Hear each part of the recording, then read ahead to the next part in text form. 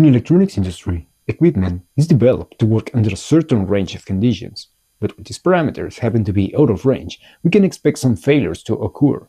There is when protection devices play a major role. Hi, I'm Adolfo from MCC, and join me today to explore the difference between two standard pulses used in the characterization of transient voltage suppressors, aka TVS.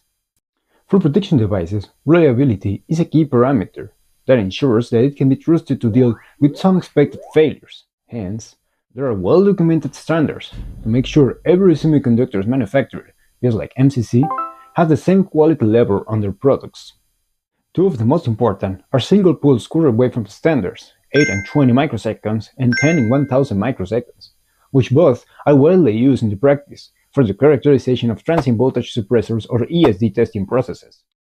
The first one is the 8 and 20 microsecond single-pulse waveform, which is defined according to the IEC 6100045 standard. And just as its name suggests, the pulse going from 10% to 90% of its peak value, also known as rise time, takes 8 microseconds, and the whole pulse must take 20 microseconds to go from the start point, reach its peak value, and then decay to 50% of the peak value, as seen in this graphic.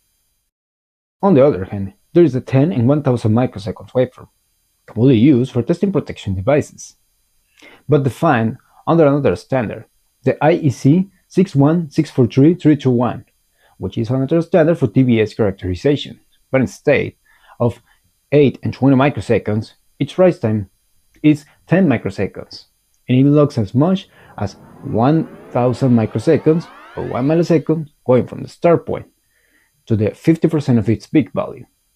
So it can be seen that the 10 and 1000 standard is way more longer than the first one. And so for that, both may be more suitable depending on which application the device will be used for, as there are different expected failures quicker than others, like the hot swap failure that we described in our application note.